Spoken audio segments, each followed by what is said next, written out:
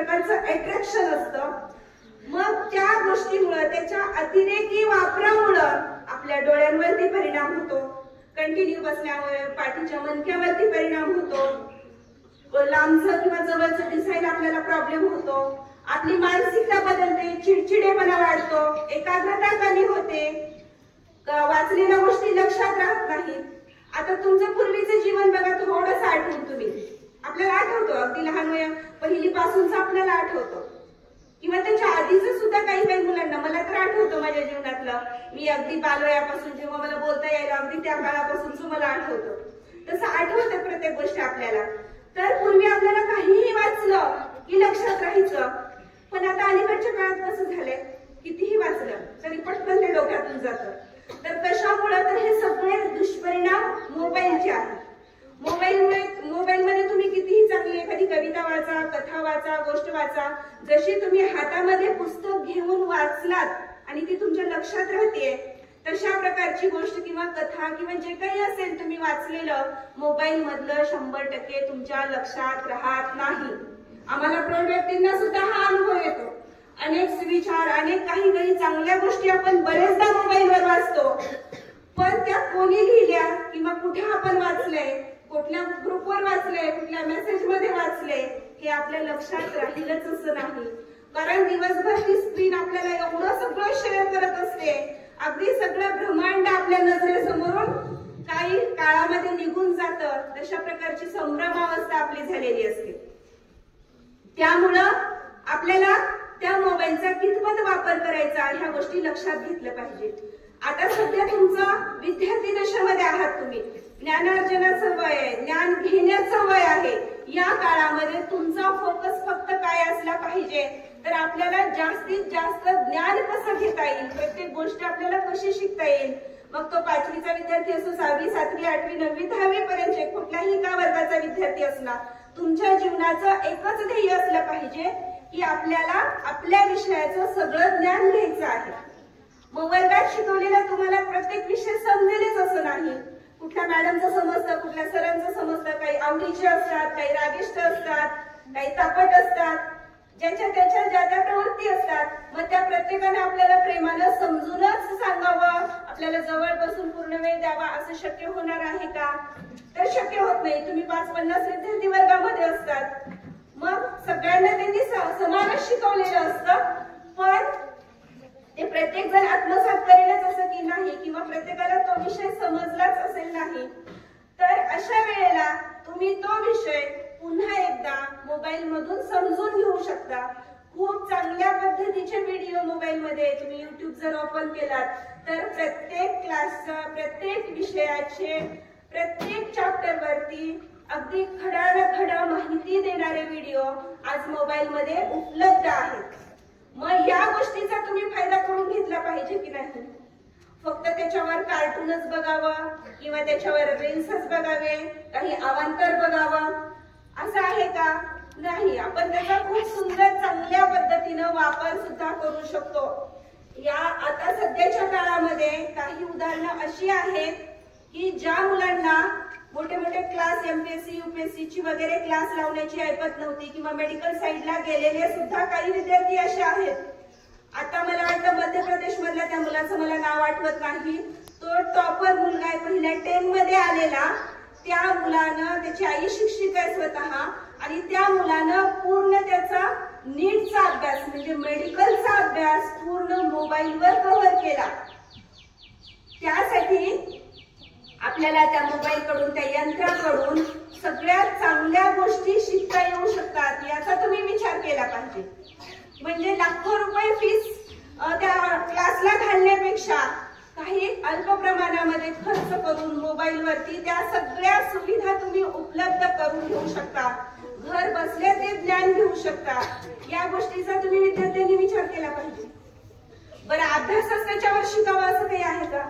वेगवेगळ्या, काही मुलींना रांगोळी काढण्याची आवड असते, काही मुलांना ड्रॉइंगची आवड असते, काहीही तुमची आवड, छंद असू द्या, त्या सगळ्याचे व्हिडिओ, सुंदर सुंदर व्हिडिओ त्या मोबाईल वरती उपलब्ध आहेत, इंटरनेट वरती आहेत, गुगल वर तुम्ही प्रत्येक जगातली कुठलीही गोष्ट सर्च करू शकता, त्याच्यावर एका क्षणामध्ये सगळी माहिती तुमच्या समोर येते।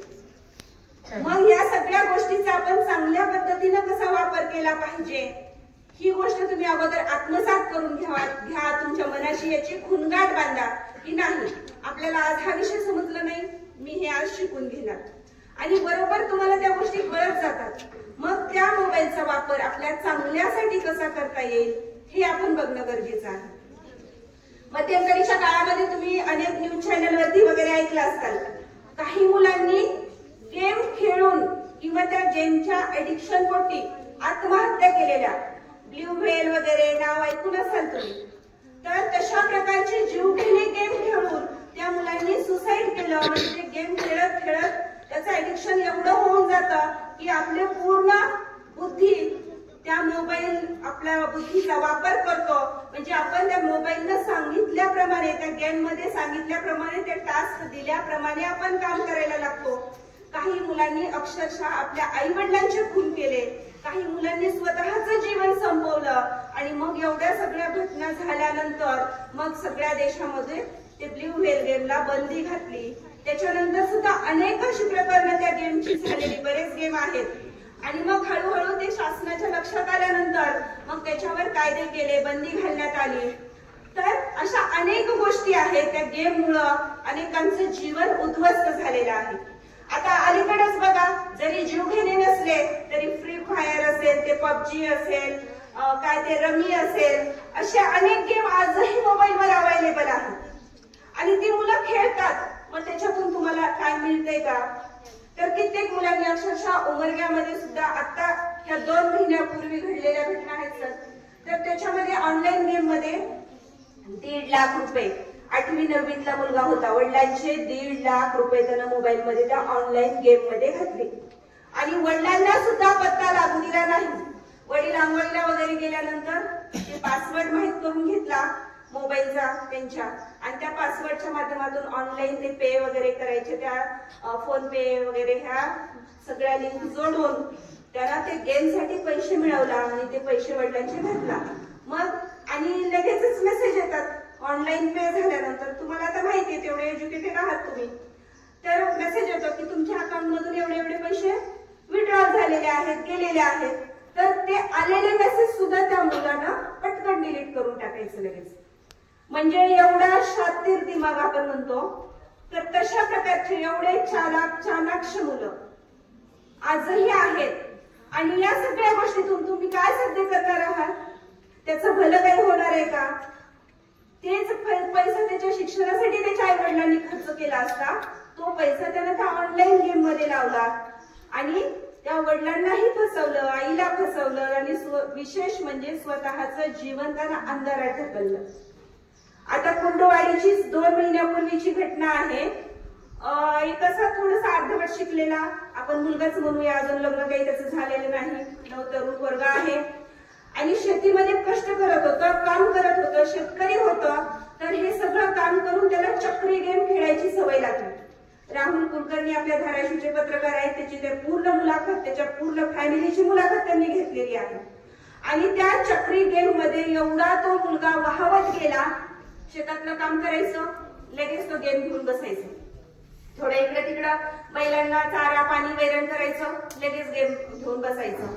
आणि असं करून त्यांना 6 एकर आणि 24 लाख रुपये आणि कितीतरी अजून त्याचं 87 लाख रुपये त्या कॅनल मध्ये आलेली, बाकी 4-5 लाख रुपये असं ते तेवढं नक्कीच झालेलं असेल. कारण जमिनीची किंमत आज किती आहे? 20, 25, 30 लाख रुपये एकर. तर जवळपास सरांचं म्हणणं तर असं 87 लाख रुपये त्या चक्री गेम मध्ये त्या माणसानं घातले. काय आज त्याच्या कुटुंबाची अवस्था आहे? म्हणजे जगावं का मरावं, काय करायचं? सगळं एकत्र कुटुंब आहे, त्याचे भाऊ आहेत, बहिणी आहेत, त्यांची मुलं आहेत, अशा सगळ्या अनेक लोकांना कुटुंबातल्या त्यांचं सगळ्यांचं भवितव्य त्यांना अंधारात ढकलून तो बाबा मोकळा झाला. म्हणजे एवढी दुरावस्था फक्त आणि फक्त कशामुळे झाली? मोबाईलमुळे. कदाचित मोबाईल नसता तर एवढं मोठ्या प्रमाणात सगळं व्यसन त्याला जडलं असतं का किंवा झालं असतं का? तर नाही. तर हे मोबाईल म्हणजे एक असं यंत्र आहे की ते तुम्हाला तारणारही आहे आणि मारणारही आहे. त्यामुळं त्याचा कसा वापर करायचा सर्वस्वी आपल्या हातात आहे. जसं आपण दुधारी तलवार म्हणतो, दोन्ही साईडनं चालते, तसं हे दुधारी यंत्र आहे. याचा चांगल्याही पद्धतीने आपण वापर करू शकतो आणि चुकीच्याही पद्धतीने करू शकतो. त्यामुळं आपलं जीवन घडवण्यासाठी आपण फक्त आणि फक्त त्याचा कामापुरता आणि चांगलाच वापर करायला शिकायचे. जीवनामध्ये अनेक चांगल्या गोष्टी आहेत ज्या तुम्ही आत्मसात करू शकता. फक्त मोबाईल म्हणजेच तुमचं सगळं सर्वस्व नाही. तर छान शाळा सुटल्यानंतर तुम्हाला खूपच अभ्यासाचा कंटाळा आला असेल, 4-4 मुलींनी किंवा 4-4 मुलांनी एकत्र जमायचं, मैदानावरचे खेळ खेळू शकता, क्रिकेट खेळू शकता, अजून असे अनेक गेम जुन्या पहिल्या काळात कबड्डी वगैरे, खो खो असे अनेक मैदानी खेळ होते. ते पुन्हा तुम्ही नव्यानं सुरुवात करू शकता, त्या गेमकडे जाऊ शकता, ज्याच्यामुळे तुमची शारीरिक क्षमता सुद्धा चांगली होईल, बौद्धिक क्षमता चांगली होईल, मान अपमान पचवण्याचं तुमचं एक व्यक्तिमत्व सुद्धा त्याच्या माध्यमातून प्रगल्भ होऊन जाईल. तर ह्या सगळ्या मुलांनी आणि मुलींना ह्या सगळ्या आपल्या पारंपरिक खेळाकडे पुन्हा एकदा वळणं गरजेचं आहे, जेणेकरून तुमचं शारीरिक आणि मानसिक पोषण होणं गरजेचं आहे. ते या माध्यमातून होऊ शकतं. म्हणून आपल्याला ह्या डबड्याला थोडंसं दूर सारून आपलं भविष्य कशामध्ये आहे हे ओळखणं तुम्ही गरजेचं आहे. जर तुम्ही 10वी पर्यंत मुलींनी चांगलं शिक्षण घेतलं तर आई वडील लातूरला वगैरे ठेवू शकतात, उमरग्याला ठेवू शकतात, तुम्हाला चांगलं शिक्षण देऊ शकतात. आणि नाही शिक्षण घेतलं तुम्ही लगेच डम डम डम डम वाजवून तुमचं शुभमंगल सावधान, मग बसा. मग होणार आहे का पुढे शिक्षण? सगळ्यांनाच रेखाताई सूर्यवंशी सारखं वातावरण समजून घेणारा नवरा मिळू शकतो? प्रत्येकालाच मिळू शकत नाही. किंवा तो समजून घेणारा नसला तरी त्याला त्याच्यामध्ये तेवढ्या प्रकारचे बदल घडवावे लागतात, तेवढ्या प्रकारची सकारात्मक मानसिकता निर्माण करावी लागते. अनेक गोष्टी असतात. That is the part of job. पण जर तुम्हाला तुमचं स्वतःचं भविष्य घडवायचं असेल तर आपण स्वतः खंबीर असणं गरजेचं असतं. स्वतः आपण निर्णय क्षमता आपल्यामध्ये निर्माण करणं गरजेचं असतं आणि त्याच्यावर त्या पाऊलवाटेवरून दिलेल्या पाऊलवाटेवर चालणं गरजेचं असतं. मग आई वडीलही आपल्या पाठीशी राहतात, समाजही आपल्या पाठीशी राहतो, आपला पती असेल पत्नी असेल ते पण आपल्या पाठीशी राहतात. पण सुरुवातीचे 2 पावलं आपण स्वतः चालणं गरजेचं असतं. यासाठी त्या सगळ्या क्षमता तुमच्या ह्याच वयामध्ये निर्माण होत असतात. मी 4थीच्या वर्गामध्ये असताना पहिलं भाषण केलेलं होतं. ते असंच तुमच्यासारख्या ग्रामीण भागामधूनच मी आलेली आहे. बीडच्या ग्रामीण भागामध्ये माझं शिक्षण जिल्हा परिषद शाळेमध्ये झालेलं होतं आणि उपजतच तो एक आत्मविश्वास, कॉन्फिडन्स माझ्यामध्ये असल्यामुळं आई मला शेतावरून आल्यानंतर दररोज घरी किती अभ्यास केला हे आवर्जून विचारायची, अभ्यासाला घेऊन बसायची. कारण आईचं स्वप्न होतं, ती फक्त 4थी शिकली होती. माझी आई तिच्या आई वडिलांना कोणती एक मुलगी, बहीण नाही, भाऊ नाही, ती एकटीच. माझे आजोबा म्हणायचे माझी इंदिरा गांधी सारखी एकटीच बस झाली. आणि त्या काळामध्ये 4-4 लग्न करायचे लोक मुलगा होण्यासाठी. पण आजोबांनी तो निर्णय घेतला नाही आणि आमची आई एकटी होती. मग एकटी असल्यामुळं लाडाकोडाची. आणि मग आजीनं आमच्या तिचं फारसं शिक्षण होऊ दिलं नाही. गावाला जाणं, इकडं जाणं, तिकडं जाणं, तिला घेऊन फिरणं, त्यामुळं ती फक्त जेमतेम 4थी शिकलेली. पण तिचं शिक्षणाची ध्येयशक्ती, इच्छाशक्ती एवढी जबरदस्त होती. आम्हा 4 बहीण भावांना तिनं उच्च शिक्षित केलं आणि तिचं शिक्षणाचं स्वप्न माझ्या रूपाने तिनं पूर्ण केलं. याचा मला खूप सार्थ अभिमान वाटतो. यासाठी आपल्या आई वडिलांच्या स्वप्नासाठी आपल्याला जगता आलं पाहिजे. तेव्हाच खरं तुमच्या जीवनाचं सार्थक आहे. तुमचे प्रत्येकाचे स्वतःचे स्वप्न असतीलही, पण आई वडिलांची स्वप्नपूर्ती करण्यासाठी सुद्धा आपलं जीवन आपण वेचलं पाहिजे. जसं आपण पाठीमागं वळून बघताना आपला इतिहास आपल्याला काय सांगतो. राजमाता, राष्ट्रमाता माँसाहेब जिजाऊंनी आपल्या पुत्रासाठी कुठलं स्वप्न पाहिलं होतं. स्वप्न पाहती जिजाऊ शिवबांनी राजा व्हावे, स्वप्न पाहती जिजाऊ शिवबांनी राजा व्हावे, गाजलेल्या रयतेला दान स्वातंत्र्याचे द्यावे, दान स्वातंत्र्याचे द्यावे. उदात्त स्वप्न राजमाता जिजाऊंनी पाहिलं. अगदी पराधीन पारतंत्र्याच्या काळामध्ये आपण एक स्वतंत्र व्यक्ती आहोत असं मांडण्याची मुभा नव्हती. त्या काळामध्ये जिजाऊंनी स्वातंत्र्याचा पाहिलं, माझ्या शिवबांनी राजा व्हावं आणि ह्या गंजल्या गांजलेल्या रयतेला स्वातंत्र्याचा सूर्य दाखवावं एवढं महान स्वप्न जिजाऊंनी पाहिलं आणि ते छत्रपती शिवरायांनी पूर्ण देखील केलं. हा आपला इतिहास आपण वाचला पाहिजे, हा आपला इतिहास आपण स्वतःमध्ये रुजवला पाहिजे.